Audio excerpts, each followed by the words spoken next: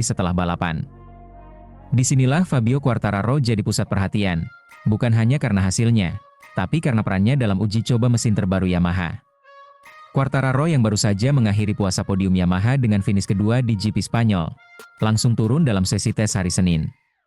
Di tengah sorotan soal prototipe V4 yang kabarnya sedang dikembangkan Yamaha, pabrikan asal Iwata justru memilih memperkuat komitmennya pada mesin inline 4. Dan di sanalah, Quartararo bertugas menguji mesin baru yang bisa menentukan arah masa depan Yamaha di MotoGP. Catatan waktu terbaiknya, 1 menit 36,353 detik, cukup kompetitif, hanya terpaut 0,477 detik dari Marc Marquez yang memimpin sesi tes. Namun bagi Quartararo, angka itu bukan fokus utama. Tes ini bukan tentang menjadi yang tercepat, tapi tentang memahami karakter mesin baru yang disiapkan Yamaha. Mesin ini bukan sekadar revisi kecil, melainkan pengembangan besar yang telah dinanti selama berbulan-bulan. Kami menguji mesin baru, dan hasilnya tampak positif, ujar Quartararo kepada media seusai sesi. Kami mungkin akan menggunakannya di Le Mans, tetapi sebelum itu, para teknisi harus menganalisis data dengan baik, ujar Quartararo. Komentar tersebut mencerminkan harapan, namun juga kehati-hatian. Quartararo tahu bahwa keputusan membawa mesin baru ke lintasan balap tak bisa gegabah, tapi sinyalnya jelas.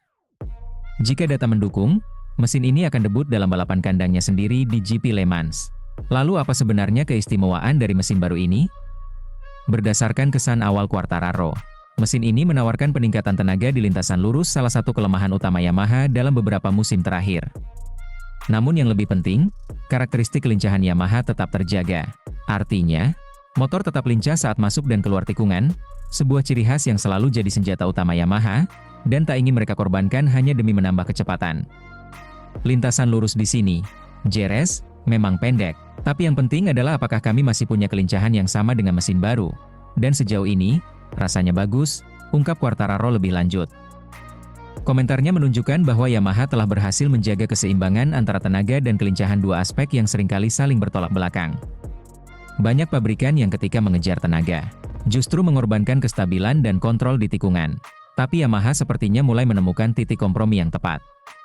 Namun begitu, Quartararo juga mengingatkan bahwa masih terlalu dini untuk menilai penuh. Kami masih butuh sedikit waktu untuk memahami kelebihan sebenarnya dari mesin ini, tapi ada beberapa hal positif, yang menurut saya bagus, saya siap untuk Le Mans, tambah Quartararo. Ini adalah kali pertama dalam waktu yang cukup lama Quartararo terdengar optimis tentang masa depan Yamaha. Sejak awal musim lalu, ia banyak mengkritik kurangnya kemajuan pada motor. Ia bahkan sempat menyatakan frustasi karena Yamaha tidak kunjung merespons kebutuhan teknisnya. Namun kali ini, nada bicara Quartararo berbeda. Ia mulai bicara tentang rasa positif, potensi, dan keyakinan. Tes ini juga menjadi pembuktian bahwa Yamaha belum menyerah. Meskipun prototipe V4 menjadi perbincangan hangat, Yamaha tetap ingin menunjukkan bahwa konsep inline 4 mereka masih punya potensi. Mereka tidak ingin sekadar mengikuti tren tanpa alasan teknis yang kuat. Secara teknis, motor dengan konfigurasi inline 4 memang lebih mudah dikendalikan dalam kondisi tertentu dan memiliki distribusi tenaga yang lebih halus.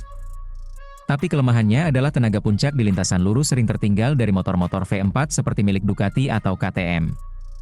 Maka dari itu, tantangan Yamaha adalah bagaimana menutup gap tersebut tanpa mengubah filosofi dasar mereka. Dan tampaknya, dengan mesin baru ini,